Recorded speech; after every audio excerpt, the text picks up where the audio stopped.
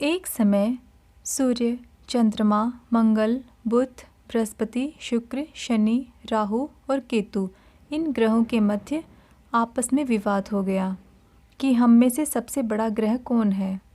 सब खुद को एक दूसरे से बड़ा मानते थे। जब आपस में कोई निश्चय न हो सका तो सब झगड़ते हुए देवराज इंद्र के पास गए और कहने लगे कि आप सब देवताओं के राजा हैं, इसलिए आप हमारा न्याय करके बताएं कि हम 9 ग्रहों में से सबसे बड़ा ग्रह कौन सा है। देवराज इंद्र देवताओं का यह प्रश्न सुनकर घबरा गए और कहने लगे कि मुझ में यह सामर्थ्य नहीं है कि मैं किसी को छोटा या बड़ा बता सकूं। मैं अपने मुख से कुछ नहीं कह सकता। हाँ, एक उपाय हो सकता है। इस समय पृथ्वी पर राजा विक्रमादित्य दूसरों के दुखों का निवारण करने वाले हैं, इसलिए आप सब मिलकर उनके पास जाएं, वही आपके विवाद का निवारण करेंगे। सभी ग्रह देवता देवलोक से चलकर भूलोक में जाकर राजा विक्रमादित्य की सभा में उपस्थित हुए और अपना प्रश्न राजा के सामने रखा। राजा विक्रमादित्य ग्रहों की बात सुनकर गहरी चिंता में पड़ गए कि मैं अपने मुख से किसको बड़ा और किसको छोटा बताऊंगा। जिसको छोटा बताऊंगा वही क्रोध करेगा। उनका झगड़ा निपटाने के लिए उन्होंने एक उपाय सोचा और सोना, चांदी, कांसा, पीतल, सीसा, रांगा, जस्ता, अभ्रक और लोहा 9 धातुओं के 9 आसन बनवाए। सब आसनों को क्रम से, जैसे सोना सबसे पहले और लोहा सबसे पीछे बिछाया गया। इसके पश्चात राजा ने सभी ग्रहों से कहा कि आप सब अपना अपना आसन ग्रहण करें। जिसका आसन सबसे आगे होगा वही सबसे बड़ा ग्रह होगा और जिसका आसन सबसे पीछे वह सबसे छोटा होगा। क्योंकि लोहा सबसे पीछे था और लोहा शनिदेव का आसन होता है, इसलिए शनिदेव को लगा कि राजा मुझे सबसे छोटा मानते हैं। इस निर्णय पर शनिदेव को बहुत क्रोध आया और उन्होंने कहा कि राजा, तू मेरे पराक्रम को नहीं जानता। सूर्य एक राशि पर 1 महीना, चंद्रमा 2.25 दिन, मंगल 1.5 महीना, बृहस्पति 13 महीने, बुध और शुक्र 1-1 महीने विचरण करते हैं। परंतु मैं एक राशि पर 2.5 वर्ष से लेकर 7.5 वर्ष तक रहता हूँ। बड़े बड़े देवताओं को भी मैंने भीषण दुख दिया है। राजन सुनो, श्री रामचंद्र को 7.5 आई और उन्हें वनवास हो गया। रावण पर राम ने वानरों की सेना लेकर चढ़ाई कर दी और रावण के कुल का नाश कर दिया। हे राजन, अब तुम सावधान रहना। राजा विक्रमादित्य ने कहा कि जो कुछ भाग्य में होगा देखा जाएगा। इसके बाद अन्य ग्रह तो प्रसन्नता के साथ अपने अपने स्थान पर चले गए, परंतु शनिदेव क्रोध के साथ वहाँ से चले आए। कुछ काल व्यतीत होने पर जब राजा विक्रमादित्य को 7.5 की दशा आई तो शनिदेव घोड़ों का सौदागर बनकर अनेक सुंदर घोड़ों सहित राजा विक्रमादित्य की राजधानी में आए। जब राजा ने घोड़ों के सौदागर के आने की खबर सुनी तो अपने अश्वपाल को अच्छे अच्छे घोड़े खरीदने की आज्ञा दी। अश्वपाल ने ऐसी अच्छी नस्ल के घोड़े पहले कभी नहीं देखे थे। जैसे ही उसने देखा और घोड़ों का मूल्य पूछा तो वह आश्चर्यचकित हो गया और जल्दी आकर विक्रमादित्य को बताया। राजा विक्रमादित्य ने जब उन घोड़ों को देखा तो उनमें से एक सबसे सुंदर घोड़े को अपने लिए चुना और उस पर सवारी करने के लिए उसकी पीठ पर बैठ गया। राजा की पीठ पर चढ़ते ही घोड़ा तेजी से भागा। घोड़ा बहुत दूर एक घने जंगल में जाकर राजा को छोड़कर अंतर्ध्यान हो गया। इसके बाद राजा विक्रमादित्य अकेले जंगल में भटकते रहे। भूख प्यास से दुखी होकर राजा ने भटकते भटकते एक ग्वाले को देखा। ग्वाले ने राजा को प्यास से व्याकुल देखकर पानी पिलाया। राजा की अंगुली में एक अंगूठी थी। वह अंगूठी उसने निकालकर प्रसन्नता के साथ ग्वाले को दे दी और स्वयं शहर की ओर चल दिया। राजा शहर में पहुंचकर एक सेठ की दुकान पर जाकर बैठ गया और अपने आप को उज्जैन का रहने वाला और नाम वीका बताया। सेठ ने उसको एक कुलीन मनुष्य समझकर जल आदि पिलाया। भाग्यवश उस दिन सेठ की दुकान में बहुत अधिक चीज़ें बिकी और मुनाफा कमाया। तब सेठ ने सोचा कि इस व्यक्ति के आने से ही आज मेरी इतनी बिक्री हुई है, इसलिए सेठ ने उसको भोजन करने के लिए अपने घर आमंत्रित किया। राजा विक्रमादित्य जैसे ही भोजन करने लगा तो उसने देखा कि एक आश्चर्यजनक घटना हो रही है। जिस खूंटी पर हार लटक रहा था वह खूंटी खुद ही उस हार को निगल रही थी। राजा के भोजन कर लेने के बाद जब सेठ उस कमरे में आया तो उसने देखा कि जो हार पहले वहाँ खूंटी पर टिका हुआ था वह वहाँ नहीं था। सेठ ने सोचा कि इस कमरे में विक्का के अलावा अभी तक कोई नहीं आया है, तो चोरी भी इसी ने की होगी। परंतु विक्का ने हार चुराने से इनकार कर दिया। इस पर 5-7 आदमी उसको पकड़कर नगर फौजदार के पास ले गए। फौजदार ने उसको राजा के सामने उपस्थित कर दिया और कहा कि यह आदमी भला प्रतीत होता है, चोर मालूम नहीं होता, परंतु सेठ का कहना है कि इसके सिवाय घर में कोई नहीं था, इसलिए चोरी अवश्य इसी ने की है। राजा ने आज्ञा दी कि इसके हाथ पैर काट कर चौरंगिया किया जाए। राजा की आज्ञा का तुरंत पालन किया गया और विक्का के हाथ पैर काट दिए गए। कुछ काल व्यतीत होने पर एक तेली उसको अपने घर ले गया और उसको कोल्हू के ऊपर बिठा दिया। विक्का उस पर बैठा हुआ था और अपने मुख से बोल कर ही बैल हाँकता रहा।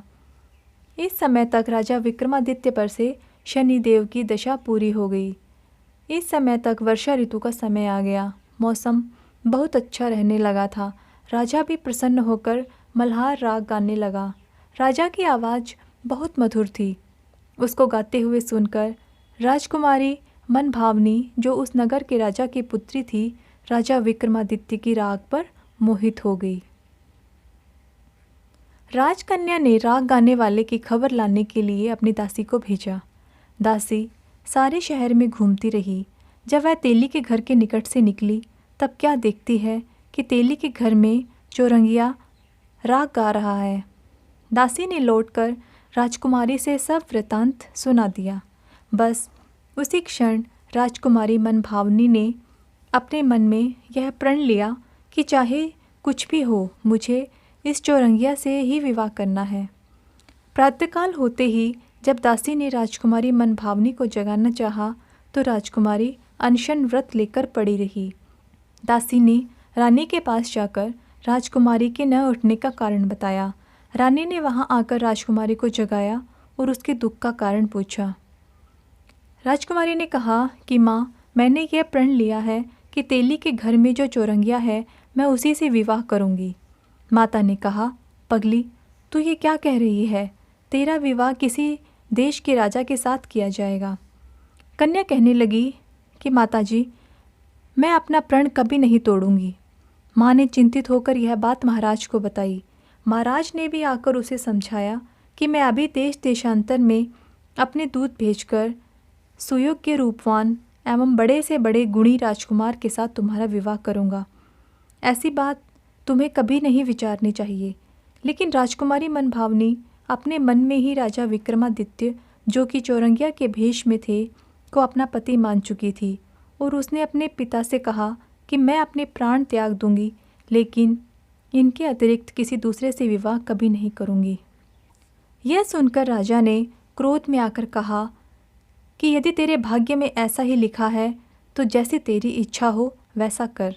राजा ने तेली को बुलाकर कहा कि तेरे घर में जो चौरंगिया है उसके साथ मैं अपनी कन्या का विवाह करना चाहता हूँ। तेली ने कहा, महाराज, यह कैसे हो सकता है? राजा ने कहा कि भाग्य के लिखे को कोई नहीं टाल सकता। अपने घर जाकर विवाह की तैयारी करो। राजा ने सारी तैयारी कर तोरण और वंदनवार लगवाकर राजकुमारी का विवाह चौरंगिया के साथ कर दिया। रात्रि को जब विक्रमादित्य और राजकुमारी महल में सोए हुए थे तब आधी रात के समय शनिदेव ने विक्रमादित्य को स्वप्न में आकर कहा कि राजा, कहो, मुझको छोटा बताकर तुमने कितना दुख उठाया है। राजा ने शनिदेव से क्षमा मांगी। शनिदेव ने राजा को क्षमा कर दिया और प्रसन्न होकर विक्रमादित्य को हाथ पैर दिए। तब राजा विक्रमादित्य ने शनिदेव से प्रार्थना की कि महाराज मेरी प्रार्थना स्वीकार करें और जैसा दुख आपने मुझे दिया है ऐसा किसी और को ना दें। शनिदेव ने कहा, तुम्हारी प्रार्थना स्वीकार है। जो मनुष्य मेरी कथा सुनेगा या सुनाएगा उसे मेरी दशा नहीं लगेगी, और जो भी व्यक्ति रोज मेरे मंत्र का जाप करेगा या चींटियों को अनाज डालेगा मैं उसकी समस्त मनोकामनाएं पूर्ण करूँगा। इतना कहकर शनिदेव अपने धाम को चले गए। जब राजकुमारी मनभावनी की आँख खुली तो उसने चौरंगिया को हाथ पांव सहित देखा तो आश्चर्यचकित हो गई। उसको देखकर राजा विक्रमादित्य ने अपना समस्त हाल उसको सुनाया कि मैं उज्जैन का राजा विक्रमादित्य हूँ। यह घटना सुनकर राजकुमारी अत्यंत प्रसन्न हुई। प्रातःकाल राजकुमारी ने बड़ी प्रशंसा से रात में जो राजा विक्रमादित्य ने उसे कहा था वह सब सुना दिया। यह सुनकर राजकुमारी की सहेलियां भी प्रसन्न हुई और कहा कि भगवान ने तुम्हारी सभी मनोकामनाएं पूर्ण कर दी। जब उस सेठ ने यह घटना सुनी तो राजा विक्रमादित्य के पास आया और उनके पैरों में गिरकर क्षमा मांगने लगा कि आप पर मैंने चोरी का झूठा दोष लगाया, आप मुझे जो चाहे दंड दे दें। राजा ने कहा कि मुझ पर शनिदेव का कोप था, इसी कारण यह सब दुख मुझे को प्राप्त हुआ। इसमें तुम्हारा कोई दोष नहीं है, तुम अपने घर चले जाओ। यह सुनकर सेठ बोला कि राजन, यदि आपने मुझे क्षमा कर दिया है तो कृपया मेरे घर चलिए और प्रेम पूर्वक भोजन ग्रहण कीजिए, आपकी अति कृपा होगी। राजा ने कहा, जैसी आपकी इच्छा हो वैसा ही करें। सेठ अपने घर जाकर अनेक प्रकार के सुंदर व्यंजन बनवाए और राजा विक्रमादित्य को प्रीति भोज दिया। जिस समय राजा भोजन कर रहे थे एक अत्यंत आश्चर्यजनक घटना सबको दिखाई दी। जो खूंटी पहले हार निगल गई थी अब वह हार उगल रही थी।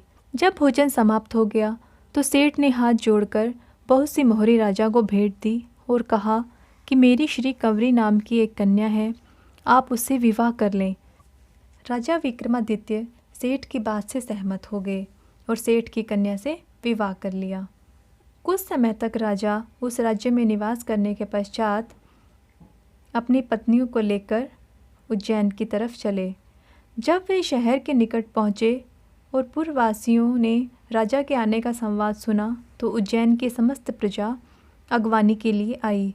प्रसन्नता से राजा अपने महल में पधारे। सारे नगर में भारी उत्सव मनाया गया और रात्रि को दीपमाला की गई। दूसरे दिन राजा ने अपने पूरे राज्य में यह घोषणा करवाई कि शनि देवता सब ग्रहों में सर्वोपरि हैं। सभी ग्रहों में मैंने शनिदेव को सबसे छोटा बताया, जिसके कारण शनिदेव के क्रोधवश मुझे यह सब भोगना पड़ा। इसके बाद सारे नगर में शनिदेव की पूजा अर्चना की जाने लगी, जिससे सभी नगरवासी आनंद में रहने लगे। जो कोई शनिदेव की इस शनिवार व्रत कथा को पढ़ता है या सुनता है, शनिदेव की कृपा से उसके सब दुख दूर हो जाते हैं। व्रत के दिन शनिवार व्रत कथा को अवश्य पढ़ना चाहिए। आशा है आपको कहानी अच्छी लगी होगी। धन्यवाद।